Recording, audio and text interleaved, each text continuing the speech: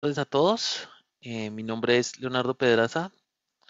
Yo soy parte del equipo de ingeniería de Oracle en Latinoamérica. Tengo más o menos 10 años de experiencia tanto en cloud como en infraestructura on-premise.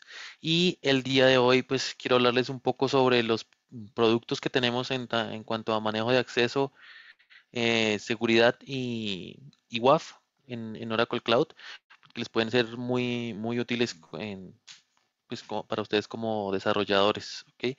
Entonces, la agenda que vamos a manejar es algunos conceptos básicos de autenticación y autorización, cómo se implementan el acceso y el manejo de accesos de identificación en Oracle mediante políticas y compartimentos, uno de los servicios que tenemos que es el Lossy Vault o la bóveda para el manejo de llaves y el Web Application Firewall que nos permite proteger nuestras aplicaciones que están publicadas hacia Internet mediante HTTP o HTTPS.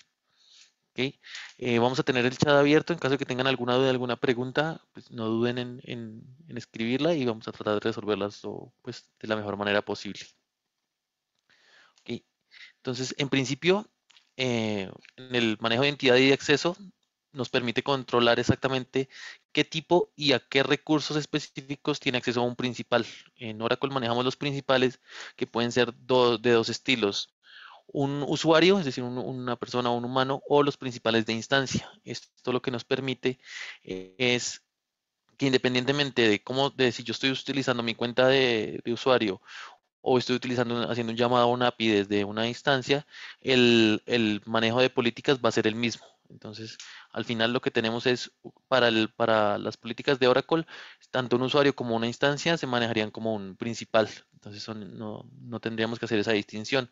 Lo que nos permite los principales de instancia es hacer llamadas sin tener que yo guardar mis contraseñas dentro de mi código o dentro de una instancia o dentro de una máquina virtual. Esto me permite hacer pues un mejor manejo de la seguridad y un mejor manejo de las contraseñas. A su vez también tenemos los usuarios y grupos, que lo que nos permite pues ya es manejar los usuarios como personas con identidades persistentes. Aquí nosotros manejamos el principio de mínimos permisos, es decir, que apenas ustedes crean su usuario, el usuario no tiene ningún acceso. Puede autenticarse, mas no va a poder tener ningún tipo de autorización. Ahorita vamos a ver un poquito más qué tipos de autenticaciones y cómo se maneja la autorización dentro de Oracle Cloud. Entonces, una vez yo creo mi usuario, lo que voy a tener es que asignar este usuario a un grupo y este grupo es el que está asociado a las políticas o a los permisos que yo voy a tener. Entonces, al final lo que yo tengo es que tanto las principales de instancia como los grupos son los que tienen asociados los permisos o las políticas. Si yo tengo un usuario que no está asignado a ningún grupo, no va a tener ningún tipo de permiso o de acceso sobre los recursos de Oracle o sobre los recursos que yo tengo desplegados en mi ambiente. ¿Ok? Aquí vamos a tener diferentes tipos de autenticación. Digamos, la autenticación más común y más conocida es la autenticación mediante usuario y contraseña o usuario, contraseña y token o factor de autenticación. ¿Sí? En este caso yo puedo configurar que el acceso a mi consola, por ejemplo, de Oracle Cloud, solo tenga permitido, solo sea permitido para usuarios que tengan tanto su contraseña como el token de factor de autenticación. En este caso aquí vemos pues una de las formas más sencillas de la implementación del MFA es mediante la generación de tokens luego de un registro en un generador o en una aplicación de MFA. ¿Ok? Este acceso pues me puede permitir, por ejemplo, el acceso a mi consola y lo único que necesita el usuario sería su usuario, su contraseña y el token que genera su aplicación. Este es uno de los accesos más comunes que manejamos y este es el que me permite solo para usuarios. Yo no puedo tener este tipo de autenticación en una instancia, en una principal de instancia, porque no tendría forma de generar el MFA desde una instancia. En el caso de que yo ya quiero utilizar una instancia, puedo utilizar las APIs signing key o el registro de una API.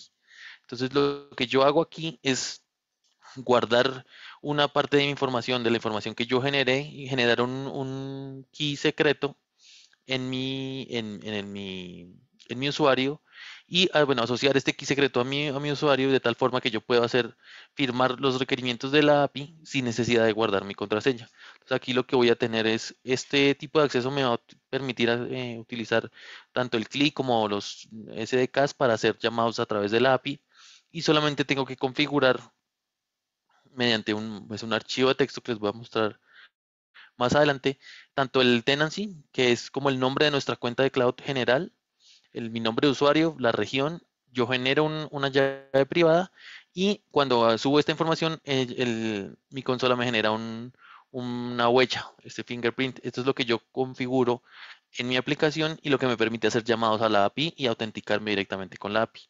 Entonces esto me permite pues hacer las llamadas a la API de una manera segura y de una manera en que siempre va a quedar auditado y asociado a mi usuario.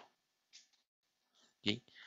En tercer lugar, tenemos los tokens de autenticación, que es un token más, una opción de autenticación un poco más temporal, que lo que me ayuda es a generar un acceso por determinado tiempo a a la consola. Yo puedo crear los tokens de autenticación directamente desde mi consola y esto lo único que necesita es que yo al final, cuando vaya a hacer el uso del token, solo necesito el nombre del tenancy, el usuario, la región y este token. Este también lo puedo utilizar a través del CLI o el SDK, pero pues es una forma más temporal de acceder de autenticarme en Oracle Cloud. Entonces ahí tenemos eh, diferentes estilos de autenticación. Al final todos son lo mismo porque, o sea, todos son lo mismo en el sentido de que, que voy a tener es la autenticación con respecto a la consola.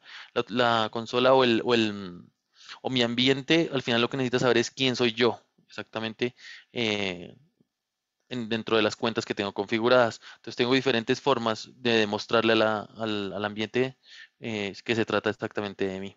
¿Ok? Y aquí ya tenemos la segunda parte. Una vez yo ya estoy autenticado, ya el sistema validó que efectivamente era yo, y el sistema tiene que verificar qué puedo hacer o qué permisos tengo.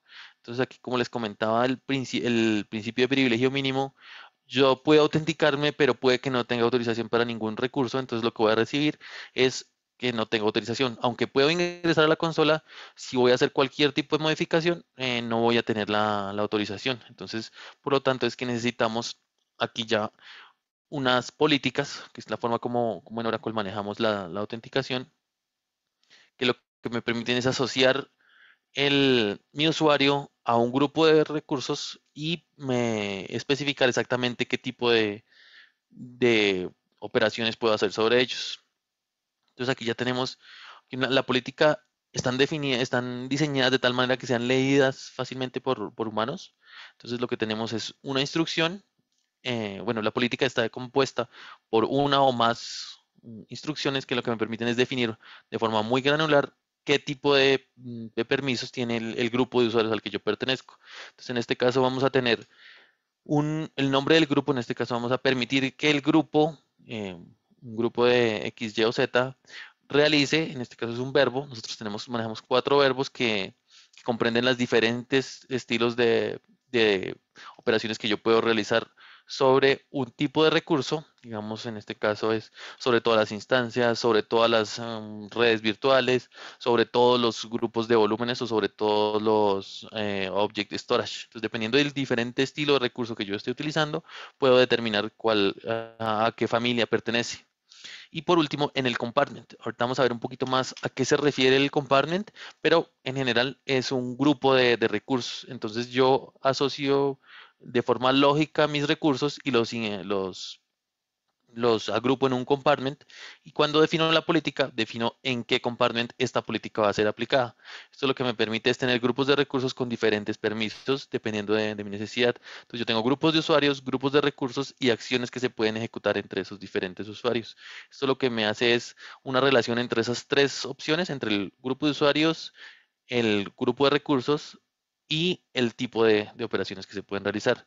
Al final, si yo necesito un poco más de granularidad, también puedo agregarle algunas condiciones que dependen ya del tipo de familia. Por ejemplo, si estoy manejando familias de redes virtuales, puedo definir qué tipo de red de fuente es la que va a aplicar esta política. Entonces, esto lo que me permite es una granularidad muy alta y me permite utilizar diferentes formas de acuerdo a mis necesidades, administrar los recursos y administrar los accesos.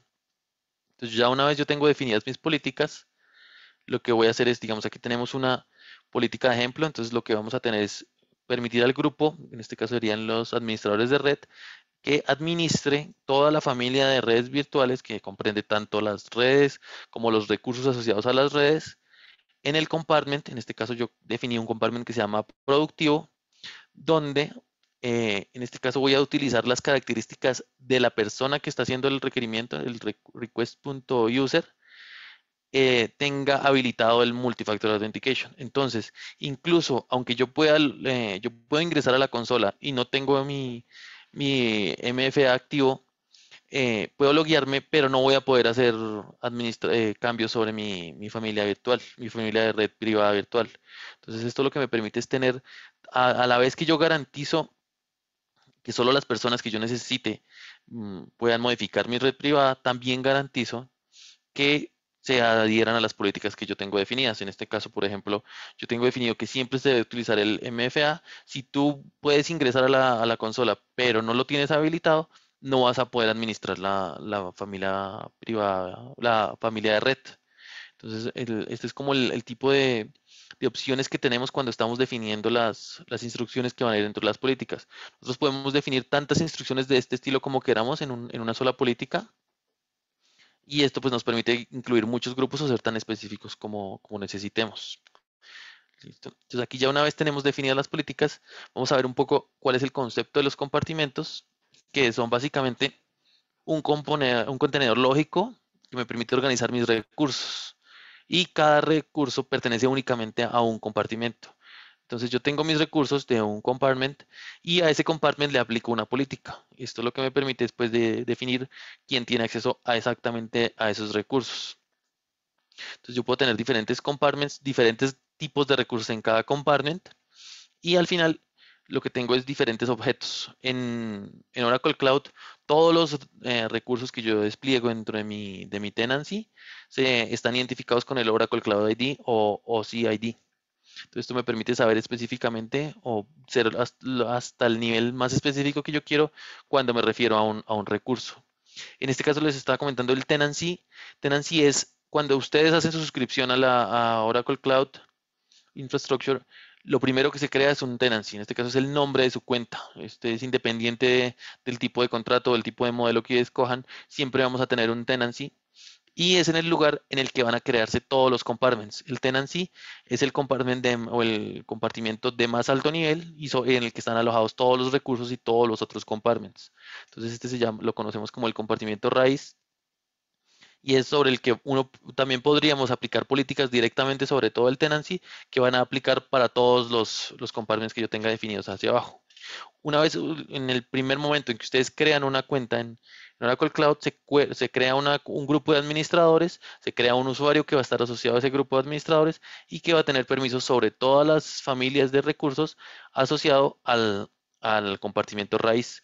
Por pues, práctica de seguridad, la idea es que una vez ya tengan configurado su ambiente, este administrador se restrinja lo más posible, pero en principio se utiliza pues para que el usuario pueda empezar a modificar todo su tenant de la mejor manera posible. ¿Sí? Y aquí tenemos algunos de los características de los compartimentos y cómo es su relación con los recursos. En principio, como les comentaba, los recursos solo pueden estar asociados a un compartimento. Sin embargo, yo puedo mover recursos desde un compartimento hacia otro si ya quiero cambiar las relaciones, si quiero cambiar el tipo de políticas que le aplican. Entonces, una vez yo muevo los recursos, digamos, del compartimento A hacia el compartimento B, las políticas que están asociadas al compartimento B son las que van a estar asignadas a este recurso. Entonces, cuando yo muevo los recursos, tengo que tener presente que las políticas van a modificarse en cuanto al recurso. También es posible tener recursos en diferentes regiones, es decir, localizados en diferentes geografías, pero que se encuentran en el mismo compartment. Eso me permite pues, administrar los recursos independientemente de su localización geográfica.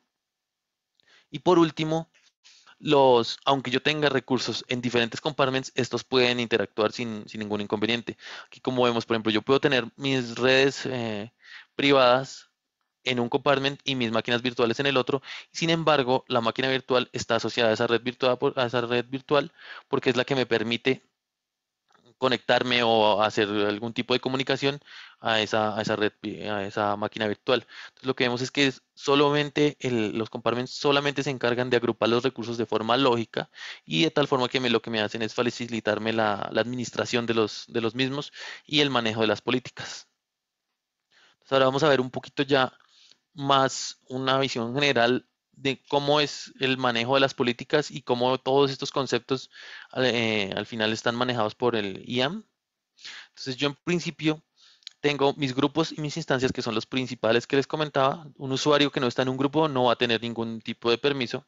Entonces cuando tengo ya estas instancias o principales, es que son quien solicita los permisos, ya puedo definir los permisos. Entonces mediante las políticas, yo defino qué políticas están asociadas a ese compartimento y en ese compartimento yo tengo relacionados todos los recursos sobre los que aplican esas políticas. Entonces esto me permite mm, tener una opción de tanta granularidad como yo quiera. Por ejemplo, dependiendo de cómo está compuesto mi equipo de IT, puedo dividirlo entre servidores, entre manejo de red, manejo de Object Storage, manejo de bases de datos, o si solamente tengo una persona que se encarga de toda la administración, pues voy a tener un solo compartimento en el que están todos los recursos y él va a tener acceso políticas sobre ese compartimento. Entonces, esto lo que nos permite es adaptarnos a cualquier tipo de organización y adaptarse principalmente a las características del negocio que yo tenga. ¿Ok? Entonces, ahora vamos a ver un poco más el, cómo es el manejo del Vault, ya habiendo revisado un poco el tema de la identidad y de la administración de identidad. Tenemos el otro servicio que es para el manejo de llaves. El Vault o bóveda, lo que nos permite es hacer una gestión de las llaves y mantiene un control centralizado de todas las claves de cifrado.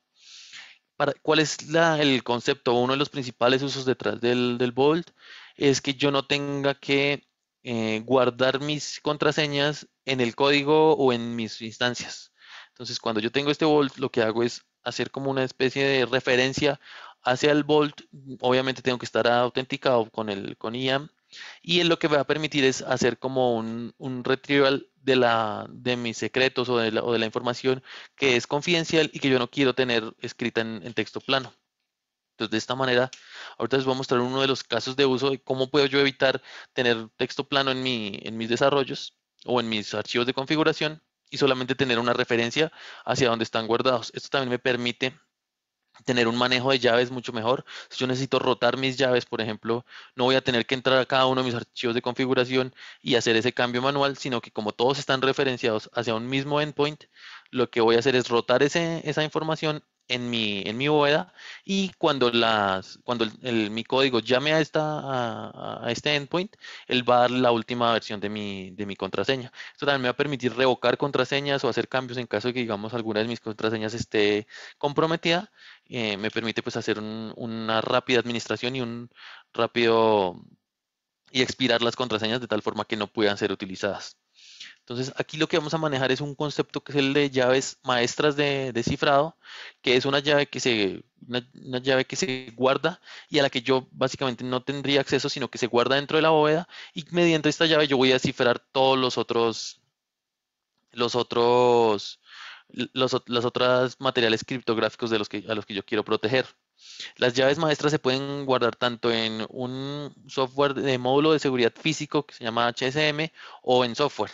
Entonces aquí hay que tener como la diferenciación en cuanto aunque el HCM es más seguro, incurriríamos en un costo diferente, entonces tengo que mirar qué tantas necesidades tengo si lo quiero hacer en software o en HCM.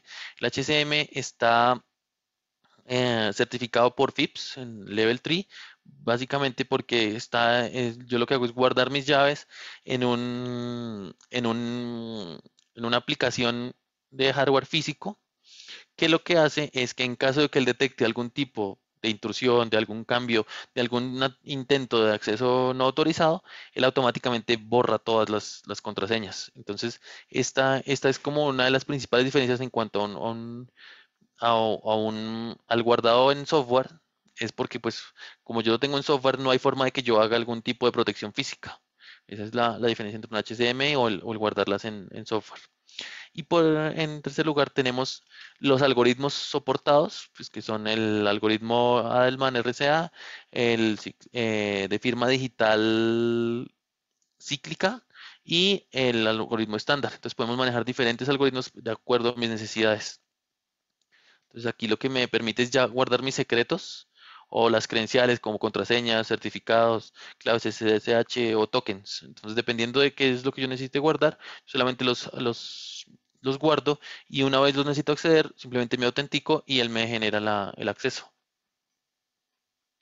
Aquí vamos a ver que el Vault está integrado con muchos de los servicios de Oracle nativos. Entonces podemos integrarlo con las bases de datos, con los servicios SaaS, con el Object Storage y con diferentes servicios que ya estamos utilizando. Por ejemplo, con el Kubernetes durante el laboratorio de hoy estuvimos haciendo uso del Vault para guardar los secretos de nuestro clúster de Kubernetes.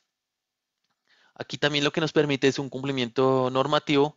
En caso de que, digamos, yo esté manejando datos de la industria financiera, estamos cumpliendo con PCI DSS para el manejo de información de tarjetas de crédito o principalmente tarjetas de crédito o información financiera. Y a la vez, lo que les comentaba, también tenemos el FIPS 140-2 nivel 3, que este solo se logra cuando tenemos un HCM físico. Entonces, dependiendo de mis necesidades y de qué tipo de aplicación yo voy a tener, pues también puedo tener en cuenta pues, que el cumplimiento normativo ya está garantizado. Aquí también tenemos que es un servicio totalmente gestionado por Oracle en el que se garantiza una disponibilidad del 99.9%, que está pues respaldada por SLAs. Y pues por último, yo, aunque es un servicio gestionado, como cliente puedo controlar totalmente las claves que protegen mis datos, que al final es como un punto muy importante que me permite hacer, mediante el uso de una llave maestra, hacer cifrado de diferentes datos dependiendo, digamos, por ejemplo, si yo tengo mi base de datos y esta utiliza TDE, puedo guardar estas llaves en la bóveda. Si estoy utilizando el storage nativo de OSI, también puedo hacer el cifrado de esta información. Ya les voy a mostrar un poquito cómo es este proceso de cifrado, digamos, en el caso de que yo esté guardando objetos en el Object Storage. Si quiero hacer firma de imágenes o guardado de secretos. Entonces el Vault lo que me permite es hacer diferentes usos del cifrado y me permite tener una administración completa del servicio.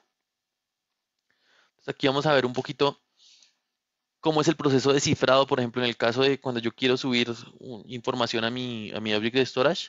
Yo tengo aquí mi llave maestra de mi Key Vault.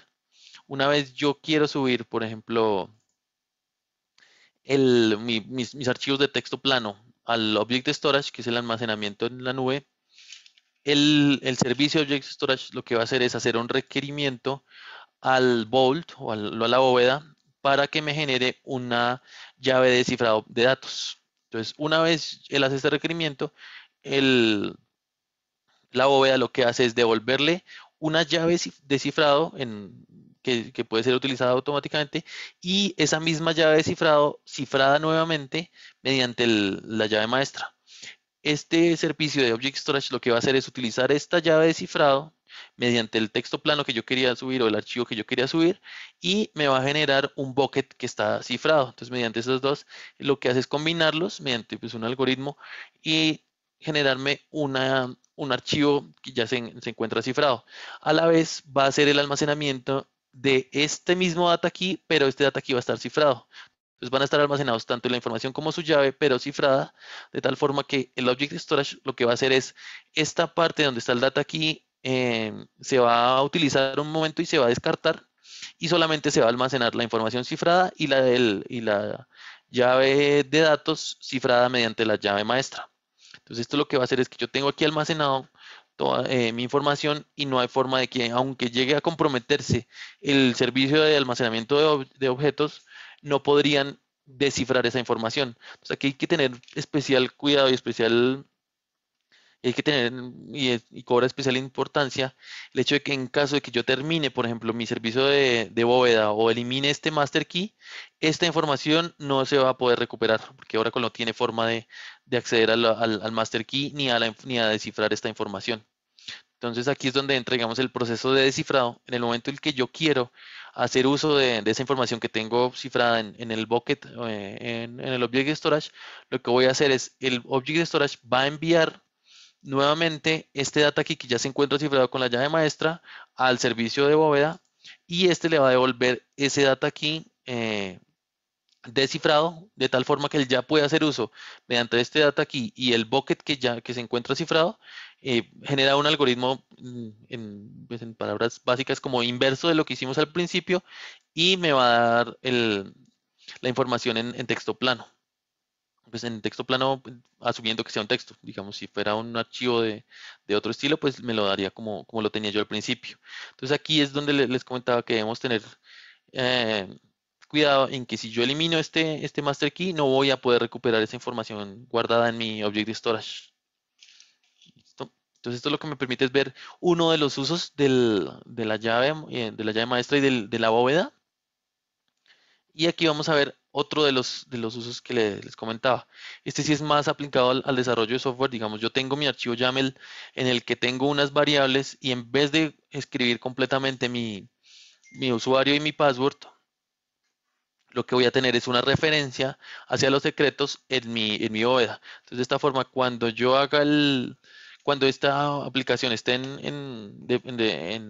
aprovisionando o cuando esté corriendo, lo que va a hacer es llamar a este endpoint y utilizar este identificador y traerme la última versión de mi secreto. De esta manera, yo puedo utilizar pues la información, él la va a tener aquí, voy a tener siempre el password más actualizado y no voy a tener que guardar aquí en mi texto plano las contraseñas. Esto pues lo que me permite es una mucho mayor seguridad, mayor administración, mayor facilidad en caso de que digamos yo tenga que rotar contraseñas, no voy a tener que entrar a este archivo YAML y hacer el cambio, sino simplemente lo hago en una ubicación central. Y ahorita les voy a mostrar un poquito más cómo funciona esta bóveda, ya mediante el uso de la consola. Y ahora vamos a ver un poquito sobre el WAF.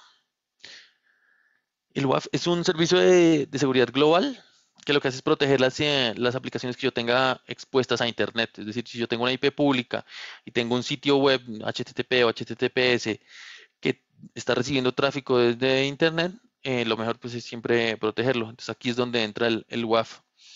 Lo que yo voy a hacer es mm, proteger mi aplicación mediante diferentes reglas basadas en estándares internacionales, en este caso sería OWASP.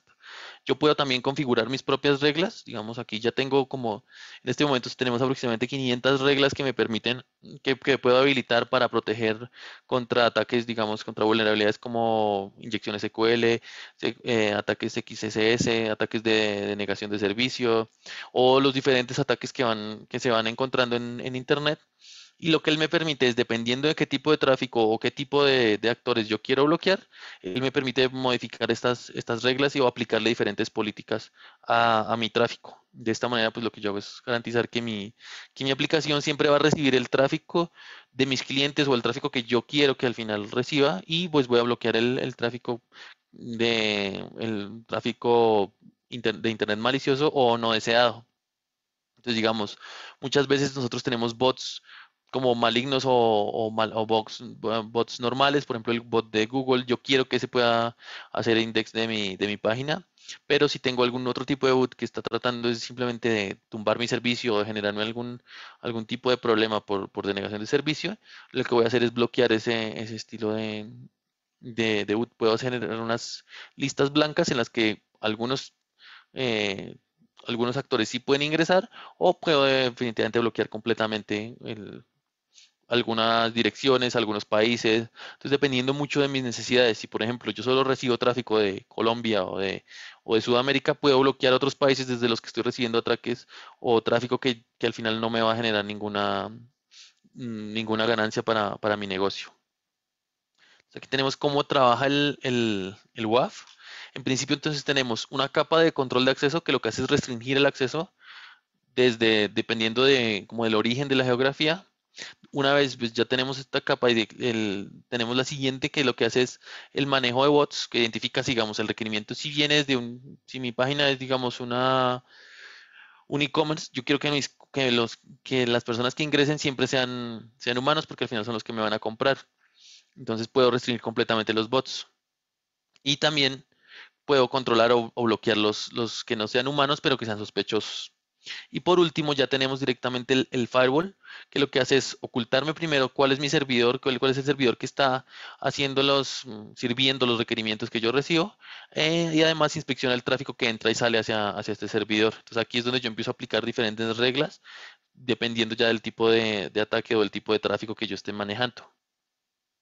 Entonces aquí al final lo que voy a tener es una protección de diferentes capas contra diferentes estilos de ataque, que lo que queremos es que su servidor web o su servidor de aplicaciones no tenga pues ningún inconveniente de seguridad, no tenga problemas por recibir tráfico y que yo utilice mis recursos para lo que al final lo que estoy buscando, que es que mis clientes reciban el mejor servicio. Entonces, ese es como uno de los principales objetivos del WAF.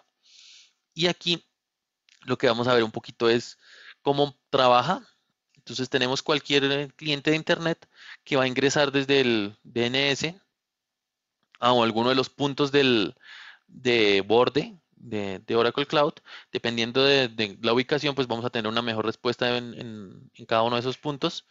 Y él lo que va a hacer es pasarlo por las diferentes políticas que yo necesite y después sí dejarlo ingresar a mi VCN. Aquí también es bueno aclarar que también tenemos la opción de proteger eh, eh, IPs públicas de otros proveedores o equipos que yo tenga locales que estén expuestos a Internet. Entonces, de esta manera lo que él me ayuda es a filtrar todo ese tráfico y dirigir el tráfico que yo sí quiero hacia mis endpoints. Entonces, al final lo que va a tener es un filtrado desde origen de la mayoría de ataques, de la mayoría de diferentes actores malignos y una gestión y una administración muy general de todas las políticas y de todo el manejo del tráfico que voy a tener sobre mis servidores. Entonces esto me permite tener mucha más protección, pues porque siempre que subimos a internet vamos a tener a alguien que está ahí revisando qué tipo de vulnerabilidades tenemos, qué tipo de problemas podemos llegar a encontrar o qué tipo de puertas que dejamos abiertas para ingresar a nuestros sistemas.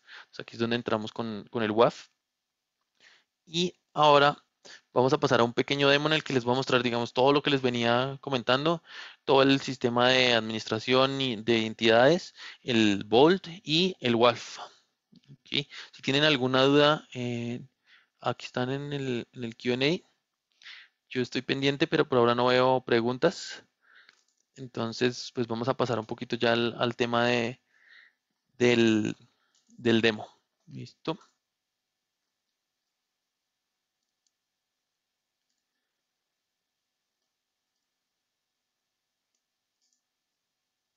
Aquí me voy a conectar a mi consola.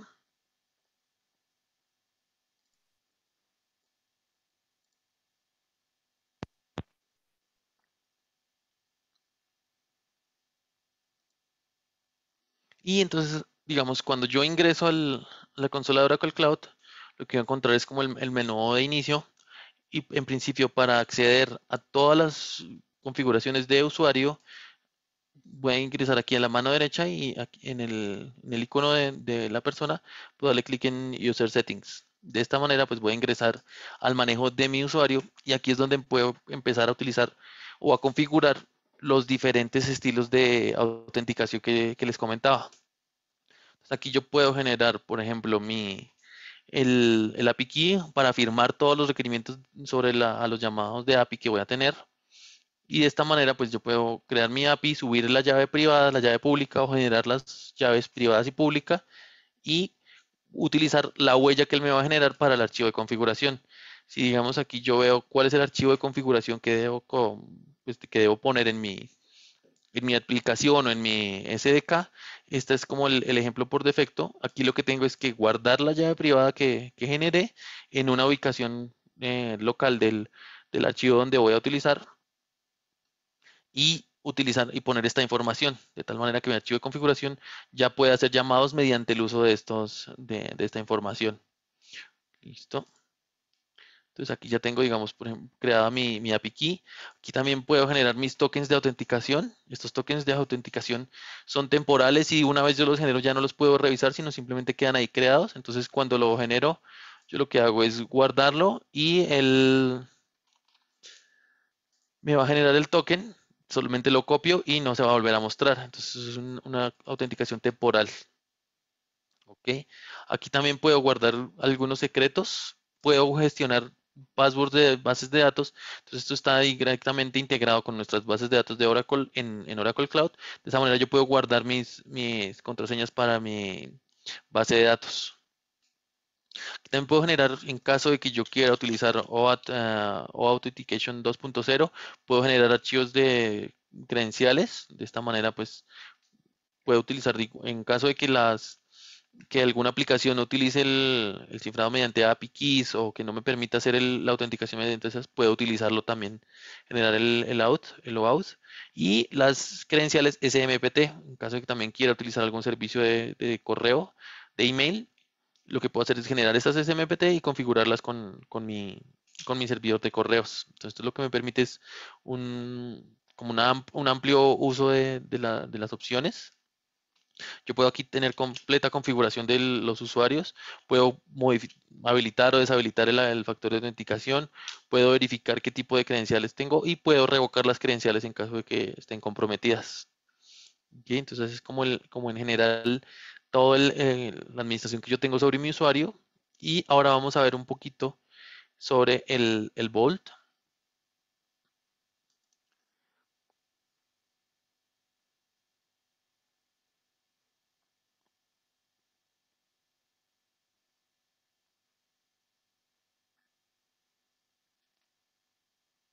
Aquí yo ya tengo, digamos, mi Vault creado. Y en este Vault tengo ya una llave maestra también configurada. Si yo quisiera crear más, solamente tengo que crear un nuevo key, seleccionar qué tipo de protección voy a tener. Aquí es donde les comentaba que puedo crearlas tanto en el HCM como por software, la protección, darle un nombre o seleccionar el diferente algoritmo de cifrado de la llave. Entonces, dependiendo de qué tipo de uso le voy a dar, también puedo seleccionar el tamaño de la llave y, digamos, nosotros manejamos mucho lo que son las etiquetas. Si yo quiero etiquetar mis recursos para hacer mejores reportes, puedo aquí empezar a generar diferentes etiquetas, etiquetas personalizadas o etiquetas que ya están creadas por defecto. Entonces aquí yo ya tengo creado el master key y con ese master key lo que tengo es un secreto que ya fue configurado. Entonces aquí, digamos, lo tenemos, ya le he creado varias versiones. Entonces cuando yo hago un llamado a este secreto, él me va a mostrar la última versión del secreto. Entonces voy a mostrarles aquí, digamos, cómo puedo hacer yo bueno, primero les voy a mostrar cómo tengo configurado el... Esta es pues el Cloud Shell es básicamente una máquina virtual que tiene configuraciones de mi ambiente, que me permite hacer cambios y que ya tiene instalado el CLI, el SDK, muchas herramientas para interactuar con Oracle Cloud mediante texto o mediante el terminal. Entonces aquí lo que vamos a ir es a mi archivo de configuración y vamos a ver el archivo que ya tengo creado. Entonces aquí es lo que me va a permitir es hacer el firmado de los llamados al API que voy a hacer en este momento. Entonces de esta manera yo no tengo que autenticarme, sino que él ya utiliza esta configuración. Cuando yo hago un llamado al API del Vault, aquí lo que voy a hacer es tomar este, esta información, el, el OCID,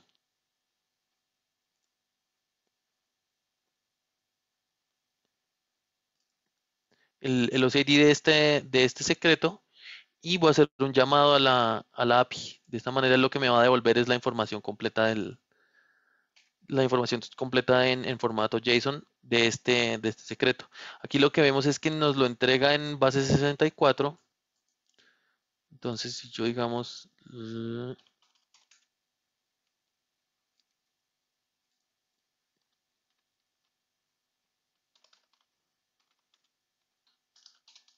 él me va a mostrar en este caso cuál era la información que yo tenía guardada. En este caso era de Secret 1.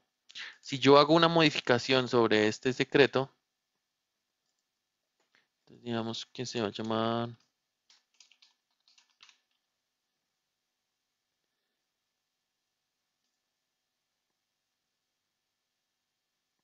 él lo que me va a generar es cuando yo vuelva a llamarlo, me va a traer la última versión. Entonces aquí ya vamos a ver que la información, que el el encoding de base 64 es diferente. Si yo hago el decode de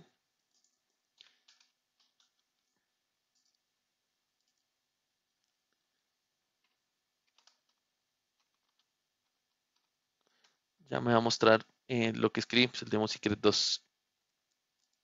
Entonces ahí lo que vamos a tener es que pues tenemos la opción de hacer los llamados directamente desde la aplicación sin necesidad de yo tener que guardar mi contraseña y con una administración automática. Entonces cuando yo cambio la versión de mi secreto, esta se actualiza automáticamente. ¿Ok? Entonces aquí ya tenemos como uno de los usos del Vault que me permite guardar muy diferentes tipos de información y lo que me ayuda es a utilizar, pues a tener una forma más segura y, y a tener siempre disponible pues mis secretos sin necesidad de de guardarlos en texto plano. Y por último, lo que vamos a ver es un poquito del WAF, qué opciones yo tengo para modificar en el WAF, que es el Web Application Firewall. En este caso, pues yo tengo un servidor Apache que está con una IP pública y tengo un DNS configurado hacia esa IP pública, perdón, hacia el endpoint que me genera mi WAF. Entonces, una vez yo genero mi política de WAF, él me va a generar una dirección que es la que yo reemplazo en mi DNS. Entonces, aquí yo lo que tengo es un nuevo target al que yo voy a apuntar mi DNS y él lo que me va a permitir es hacer diferentes tipos de bloqueo. Digamos, en este momento lo que tengo es un bloqueo para todas las direcciones que vengan desde Colombia. Entonces, si aquí vemos, por ejemplo, en Access Control, yo tengo un bloqueo de todo lo que venga desde Colombia. Entonces, esto lo que me permite es, pues, básicamente bloquear todo de diferentes países, dependiendo de la condición. Entonces, aquí yo tengo la condición, que es que la región sea Colombia. Si yo quiero modificar, digamos, puedo agregar otro tipo de regla, puedo bloquearla o solamente puede detectar o que haga un registro dependiendo de la condición, diferentes condiciones que yo puedo definir, digamos, cuáles son los headers de HTTP, cuál es la URL, cuáles son los agentes que, digamos, el usuario está conectándose desde Mozilla, desde Chrome, de diferentes opciones y puedo hacer manipulaciones sobre el header HTTP. Pero entonces al final lo que yo principalmente estoy utilizando en este caso es el bloqueo sobre mi dirección IP. Entonces voy a editarla para que solamente guarde.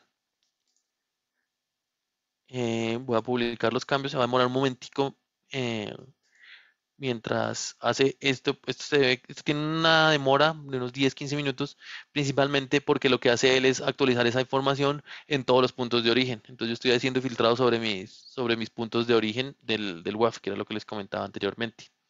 Aquí también puedo definir, ya digamos, las reglas de protección.